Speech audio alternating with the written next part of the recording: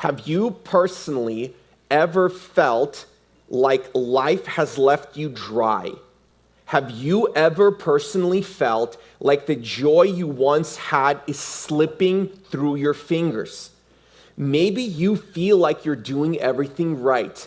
You are showing up, you're working hard, you're going through the motions, but something is missing. There's a spark of joy, that deep sense of purpose, it feels completely missing. It's just gone. Maybe today you're smiling on the outside, but on the inside you're running on empty. All of us have been there. We've all been there. I have been there. And this ache of feeling like we've run out of the very thing that makes life beautiful. Let me make it more personal. Maybe today you came to church and your marriage feels like it's running dry. Maybe the love you once felt like it had has disappeared. Maybe your spiritual life feels like a routine. You feel like it's a series of motions without meaning or joy. You have lost a loved one and you maybe don't even feel like there's a purpose to live. We all know that ache. We all know what it's like when the joy runs out. But what if I was to tell you today that this feeling you are experiencing, this emptiness, is exactly where Jesus is going to meet us? Just like in today's story, where at the very heart of a joyful wedding, the wine ran out. It left people on the brink of embarrassment and failure. And look what Jesus does. He doesn't ignore their need. Instead, Jesus steps into their lack, and he does what is beyond anything they could have ever imagined. So I want you to think for a moment. What if the same Jesus could step into your life and fill your emptiness with overflowing joy, with peace, and with purpose? So today, we're going to look at how Jesus is not only interested in patching up what is broken, he wants to transform it. He wants to take the ordinary, the broken, the empty, and turn it into something extraordinary. So if you're here this morning, and if you're tired, if you feel empty, or if you feel like you're running on fumes, this message is for you. This message is for you. So I want you to stick with me, okay? Because what Jesus did at that wedding that we just read about, he wants to do in your life. Now, what happens when something as essential as joy runs out, just like the wine at this wedding? It's not just a logistical problem. We'll get to that in a minute, but it reveals something deeper about the human condition. I believe this wedding speaks to a crisis in our lives when we personally feel like our joy has run dry. So there is what we see here, the wedding crisis. Now, let me explain to you a bit. In Jewish culture, unlike in our culture today, weddings were multi-day celebrations. And I actually think we should go back to that, okay? I think a one-day wedding, it is not enough time. You try to cram so much stuff into one day, and often you end up not even having a good time, okay? So I think the Jewish people were onto something, okay? In Jewish culture, weddings were multi-day celebrations. They were a bigger deal than they are today, and they went on for many days. And running out of wine was not just an inconvenience. It would have been a social disaster, okay? So weddings were events like they are now of great joy, but here, the very thing that symbolizes joy, which is wine, had run out. If you've ever been at a party and you're the type that has wine there and wine runs out, you know exactly what I'm talking about. It's almost like the party stops, okay? So stay with me, okay? So the question I want to ask is, have you ever been in a situation where you thought everything was going fine until suddenly it wasn't? So about a month and a half ago, my wife and I are hosting people in our home. They're coming over. We're excited. We got the house ready. It's vacuumed. It's clean. Everything's Windexed. And my wife and I, you will know that I'm the person that grills meat in our house. Like, that's my responsibility, okay? She takes care of everything what's inside of the kitchen, and I go, and I'm relegated to the outside next to my grill, which typically is where most men want to be anyway, because that's where you kind of are left alone to your own thoughts, which is fantastic. All the guys can relate to me. Now, I had, on that night, multiple pounds of marinated meat that I needed to grill for the dinner that we were hosting people for. And much to my dismay, what I realized is that when I opened my grill and I realized that the propane tank that was connected to my grill was completely empty. Completely empty, and this was about 10 minutes before people were starting to come over. And grilling is this important thing where you're kind of playing with fire because you have to time things correctly, right? You can't start grilling too early and you can't start grilling too late. What's the right time to grill? Figure it out, right? And so I thought to myself, well, I have 2 spare tanks of propane in my garage. I go there and I realize they're both empty as well. It was only minutes until the guests were to arrive, and I needed to take care of my responsibility of grilling the meat that we're going to eat that night. And in my busyness and in my lack of attention to detail, I completely spaced out and did not realize that the propane tank was empty. By the way, if you've never grilled before, you can't grill without propane. Like, that's the thing that makes the thing hot and stuff, right? Huge oversight on my part. So thank God, I was able to quickly rush to the nearest gas station. I purchased 3 brand new propane tanks, okay? And I for sure did not want this situation to repeat itself. And thank God everything was fine and my guests had no issues or problems. They didn't even notice it, right? Because as a host, you kind of do things and you figure stuff out. But let me just be honest with you. I couldn't shake that feeling of knowing everything was fine until I had that sinking feeling that came over me that everything wasn't. All of us have experienced this before. We all know how that feels. So when Mary approaches Jesus and she says they have no more wine, it's not just a logistical problem. This is a deeper ache. The problem here was that this is the emptiness we feel when joy runs out in our own lives. We've all felt it in our relationships, in our spiritual lives, or even in our sense of purpose. We know the feeling of running dry. And this is the moment, the beginning, when Jesus became public. He started doing public ministry, and though only the servants and the disciples saw the source of the wine, where it came from, this was Jesus' first miracle. This was his first sign that pointed to his greater mission, the revealing of his glory. This is not just a miracle. It's an invitation to see who Jesus truly is. So watch this.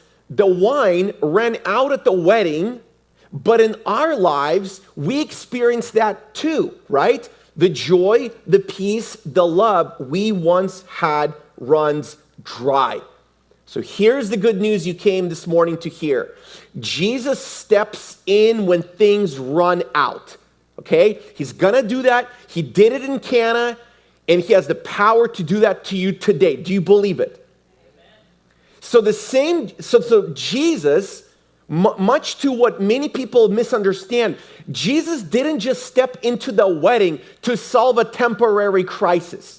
He stepped in to reveal something very profound about himself. His act of turning water into wine was more than just a miracle.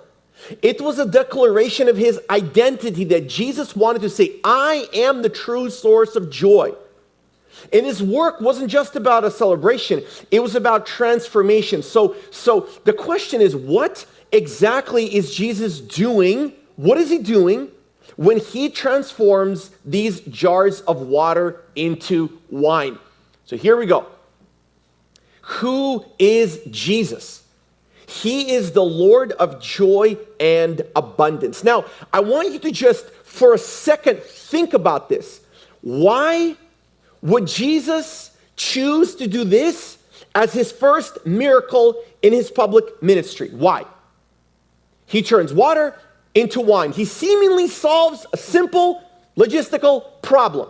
See, you might have expected Jesus, when he's coming out onto the scene, right? His debut, if you will, his premiere to the world, you might have expected him to start with something very dramatic, like raising somebody from the dead, like healing a sick person, like walking on water, right? But instead, he just very quietly turns water into wine at a wedding. Now, I want to speak to you for a second if you're a skeptic. Maybe you don't believe in God. Maybe you believe about the idea of Jesus and you think he's just another God, or I'm sorry, he might be another God, or he might be a great teacher, but he's not actually God. Okay, I want to speak to you. I want you to think of this for a minute. If you were inventing a biography of Jesus Christ, you would never invent for your inaugural sign a miraculous solution to just a basic social embarrassment. If I was inventing a life of Jesus, I would want to make sure that the first miracle was extraordinary. Like a city comes out of the sky and you know, it hovers there and we all get into it. Like it would be something extraordinary. And if you think of most leaders of big movements, when they make their first public presentation, right? A president wants to get elected, a king comes out, a prime minister. Most of the time, if you think about even celebrities, right? They take tremendous care to give a balanced, exact picture of what the movement's all about.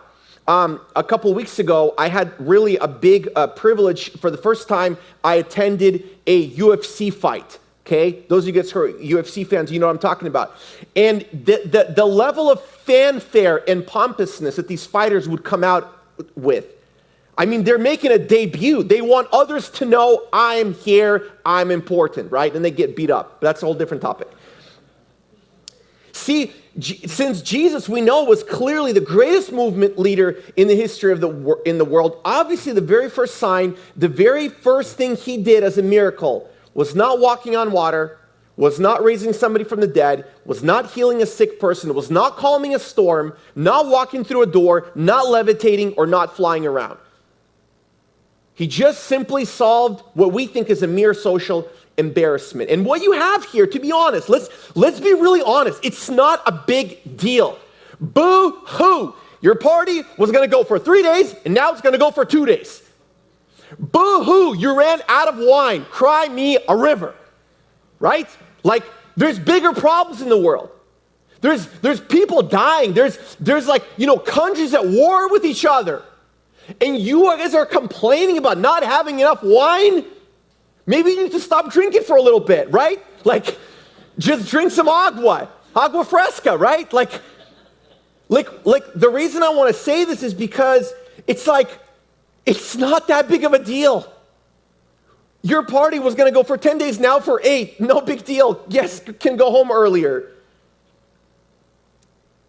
So what happens is, Jesus says to them, draw some out and take it to the head waiter. There's a person here who is the head waiter who is going to basically taste the water and realize it became wine. Now, who is in Scripture, we see that in verse 8, there's a guy who is in charge here at this wedding, and the Bible says he is the head waiter. What is the head waiter? Think of it like an MC, right? If you've ever been to a party, it's a master of ceremonies. It's a person who keeps the party going. Okay, if you've ever been to a wedding, you know exactly what I'm talking about. This is a person that presides over the party. This is a person that can get things stirred up and everyone is having a good time, right? So if you're going to have a party, make sure you pick a really good MC because he can make or break the party, he or she, okay? The master of ceremonies, the one person is making sure everybody's cups are overflowing, the food is being served, everybody's happy, everybody's nice and fed, that there's plenty of everything for everyone. You can even call him a toastmaster. That's his role, that's his job, that's what he's supposed to do. But here is what is actually happening. This party that we're talking about here is on the verge of collapse, okay? But Jesus steps in to save the day by providing exactly what's needed, and in so doing this, Jesus reveals himself as the true master of the banquet. Are you guys with me? That Jesus is the ultimate Lord of the feast who brings joy and abundance. The head waiter thought that he was the one in charge, but Jesus shows to us that in fact he's the one who's presiding over this party. It still doesn't answer the question, why create 180 gallons of the finest wine to save a party from falling apart? Well, Jesus wants to teach us something here. He wants to teach us that he's showing there's something crucial about him. Jesus comes to bring joy and abundance. His first miracle is not about saving a wedding. It's about him revealing his heart for humanity. Jesus wants to take what is empty and he wants to turn it into something full of life, lifting it to new heights. That's what Jesus wants to do. And what Jesus is essentially saying by him doing this, he's like, out of everything I could show you, out of all the miracles I could perform, this one is the first one. It's the most significant. And what's Jesus trying to say? He's saying, I came to bring joy. I came to bring life in abundance. And I came to give you a taste of what my kingdom tastes like. Okay? That's what Jesus is doing. Now, let's bring it very local here to Southern California. Okay? Southern California, let's talk about Orange County, specifically Irvine, right? So we're in Irvine right now, a city of over 300,000 people with an Orange County's population of over 3 million people. I want to ask you a question. This is a question I think about not only on Sunday morning, I think about it every single day. Why is it that on any given Sunday, so many of our churches, and there's many great churches in Orange County who preach the Bible and who preach Jesus. Why is it that so many of our churches aren't bursting at the seams with people lined up outside to get in? Why aren't most churches locking up the doors because we run out of space for everyone hungry for more of God? Why is that? Have you thought of this question? I hear this from people all the time as I interact as a pastor. People say, you know what? I grew up in a church. I was raised in a Christian home, but now I want to enjoy my life. Have you guys heard that? I grew up, it was good, went to church, but now I just want to enjoy my life. I want my kids to go to church, but I just want to enjoy my life. I want my kids to have a really good teaching and really good morals, but I just want to have fun. I just want to enjoy my life. People say there's so much to experience. I don't have time for religion. Is that part of your thinking? Maybe you think this way. Maybe you've come to believe that Christianity is just about following rules, staying out of trouble, and then maybe, just maybe, if God is having a really good mood on the day when you pass away, then you will avoid hell, and at the pearly gates, St. Peter's going to be like, all right, you're pretty good. At least you thought about church on Sunday. At least you sometimes logged in and watched online. I get it. Come right in. Let me challenge this idea. People who think, well, Jesus is not about joy. Jesus wants to take all the joy out of the life. I just want to have fun. Jesus is not about taking the joy out of life. For goodness sakes, he turned 6 gallons of water into wine. If there's anybody who wants you to have the fullest joy possible, it's Jesus, right? It's clear from the Bible. See, Jesus calls himself, he says, I am the Lord of the feast. He came to bring abundance, joy, fullness. And anybody who rejects Christianity because you think it limits your enjoyment of life, you haven't met the Jesus of the Bible. You believe in a caricature of Jesus. You believe in a cultural Jesus, but you're not yet met the Jesus of the Bible. You haven't even tasted the real joy that Jesus offers. What does Jesus want to do? He wants to give you a life overflowing with purpose, overflowing with celebration, not meaning that there will not be difficulties, but he wants to give you something deeper than just a fleeting experience. And so in this miracle of Jesus turning water into wine, Jesus shows us who he is. He is the source of life's finest. Jesus is the one who brings joy that doesn't run out. The joy that Jesus has does not run out. And he shows us what he came to do. Jesus wants to take every empty place in your life and fill it with his transforming grace. So you might be asking the question, why did Jesus turn water into wine? Do you know why Jesus turned water into wine? Because he wanted to keep the party going. He wanted to keep the joy going. See, I want you to think about, I want to take you back into the wedding, right? Because I want us to understand this passage. See, raise your hand if you've ever been to a wedding. Raise your hand. Anybody, okay, pretty much 90% of you have been to a wedding. At most weddings, okay, people are naturally focused on the wedding, right? That's why you're there.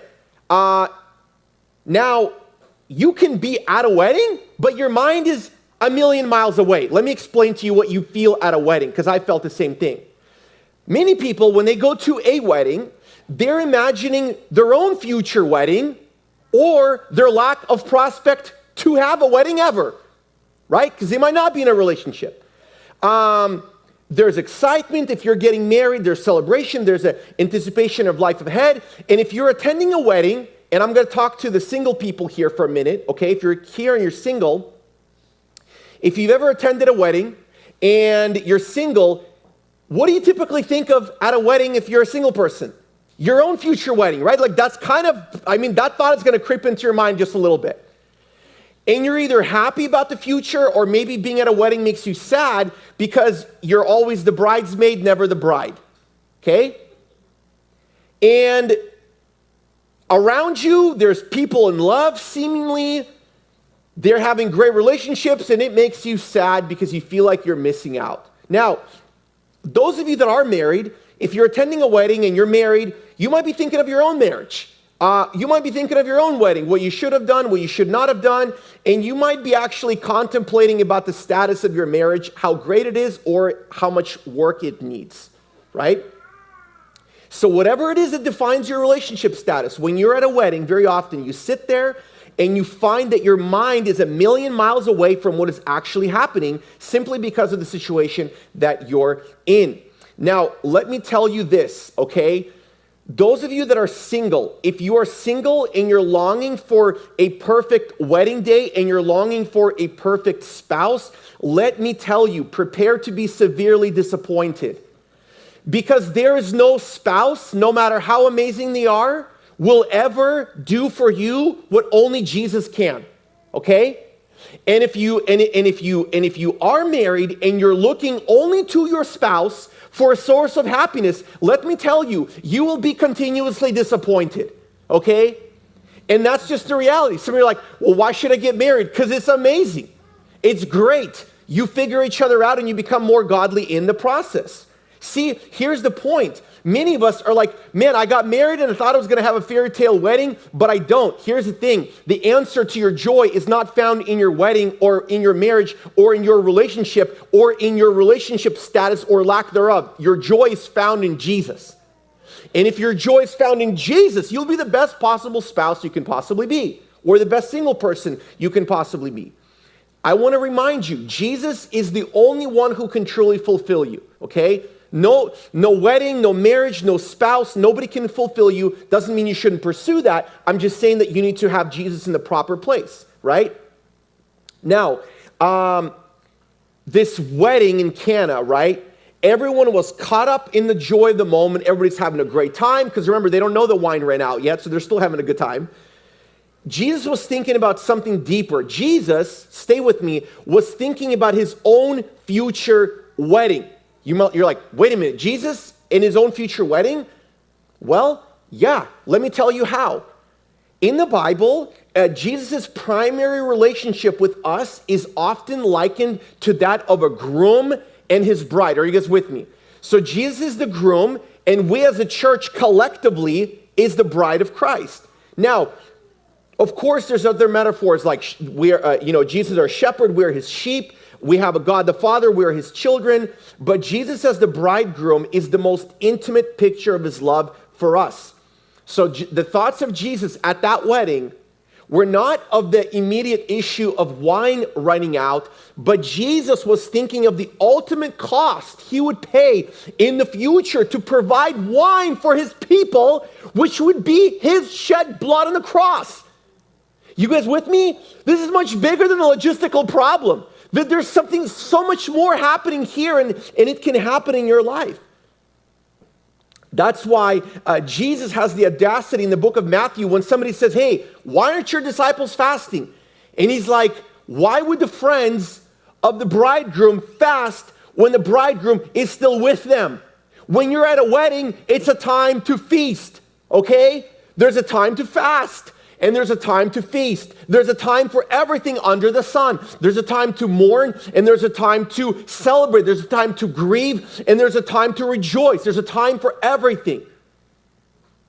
So when Mary comes to Jesus and asks him to intervene, and she says to him, he says to her, my hour has not yet come. He's thinking about the cross. He's thinking about how he would secure an eternal relationship with his bride, the church. He's thinking about the wine that Jesus would provide for his future wedding feast that was symbolized here in Cana. It wouldn't be ordinary wine. It would be his own sacrificial blood. And so this miracle at Cana is a profound picture of how Jesus turns the ordinary into the extraordinary. So let me make it very, very, very personal for you right now. What area of your life right now you feel like it's running dry? Whether it's in your relationships, maybe it's your sense of purpose, maybe it's your spiritual life. Let me tell you this, Jesus is the one who can restore your joy. It starts with bringing your emptiness to him. Are you, this is the question, I want you to grapple with this. Are you willing today, this morning, to trust Jesus to take what is empty and fill it with his abundance? Are you willing to do that? See, Jesus uses this moment not only to reveal who he is, but to demonstrate what he came to do. In these jars that we see here that were filled with the water that turned into wine, they were not just any kind of jars. They were jars used for Jewish purification. Jesus is turning the water in these jars into wine. He's showing that he's not here to provide temporary solutions. He wants to do something much bigger and deeper in your life. Let's keep going. So Jesus came to transform and cleanse. We see here that there's these 6 jars, right? Years earlier in Egypt, right? God commanded Moses to turn water into blood as a sign of judgment. There was a curse on the land. But now Jesus takes that same imagery and he transforms it and he turns water into wine. So essentially, when Jesus sees this wine that he makes, he doesn't just see a drink, he sees his blood, the symbol of his sacrificial love. Okay?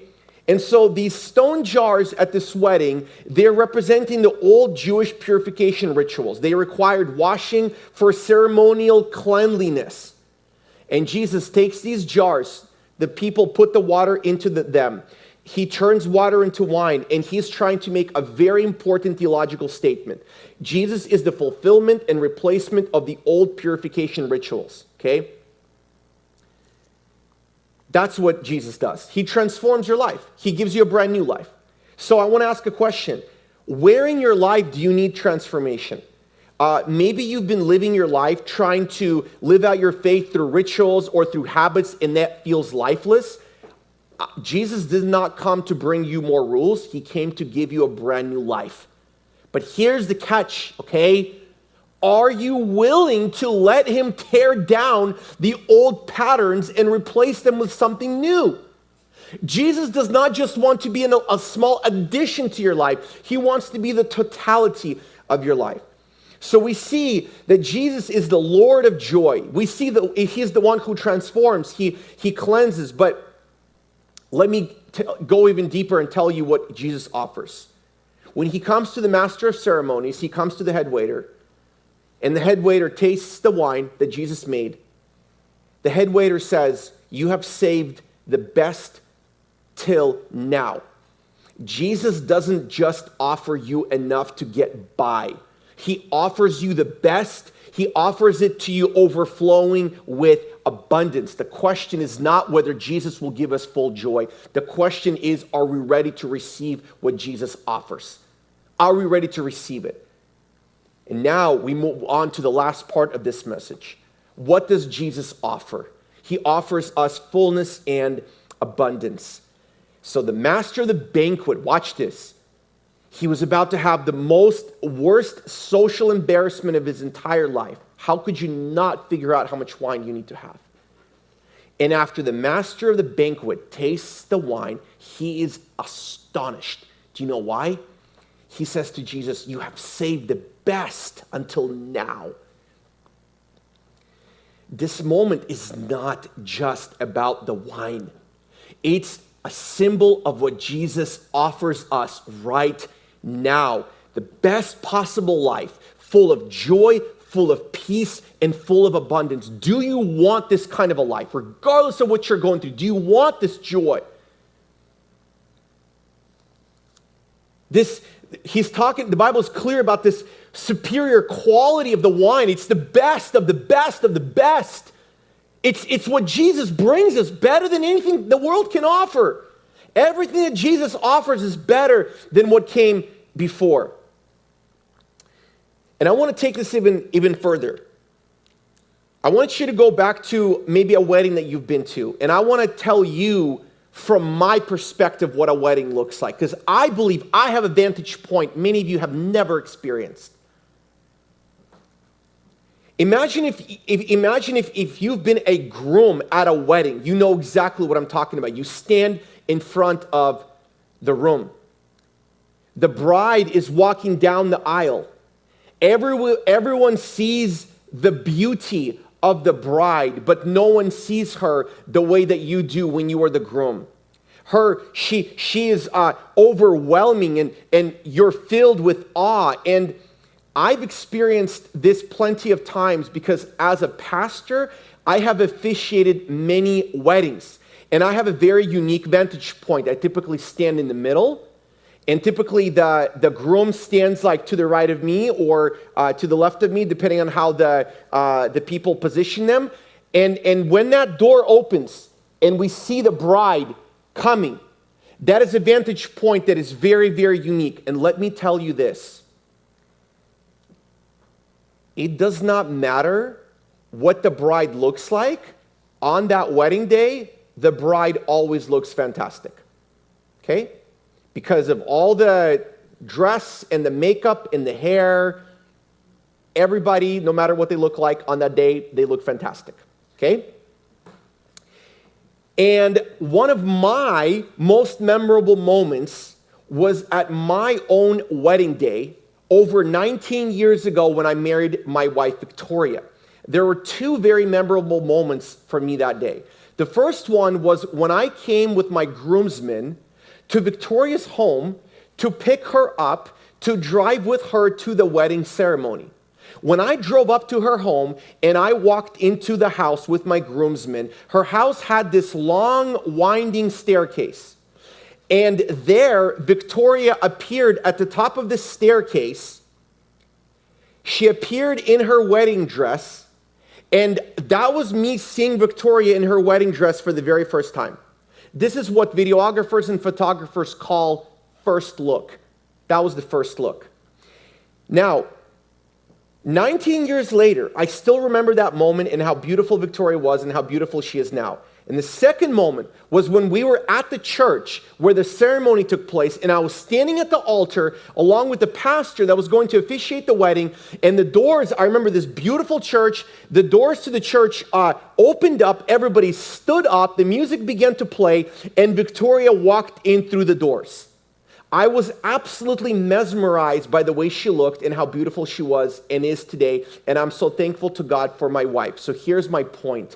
If you've ever been at a wedding, you know what I'm describing about. Now, I want to bring it to you into the context of Jesus and how Jesus refers to himself as the bridegroom. When Jesus refers to himself as the bridegroom, he is basically saying, in the very same way that the groom is absolutely captivated by his bride at a wedding, Jesus is saying he's absolutely captivated by his people who are his bride. Are you guys with me? I mean, and here's the thing, Jesus is not just waiting for us at a distance.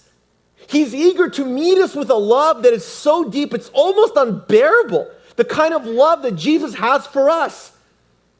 And so this is the wine that Jesus offers us. He offers us complete and total acceptance. Jesus loves us. He understands us. He wants to transform us. It's not about following rules or checking religious boxes. It's about having a relationship with a person. His name is Jesus. His name is Jesus. And I also want to bring it down to a personal level. This passage is teaching us that no problem is too small for Jesus. No problem is too small. You might think, well, I don't want to bother Jesus with my seemingly insignificant problems. No, he does want to get bothered by those things because he loves you. Even something as insignificant as running out of wine at a party matters to Jesus. Let me tell you again, Jesus is concerned with every little detail of your life. But we must be like Mary here. She submitted to his timing even when it didn't make sense. In the end, Jesus always has a better plan.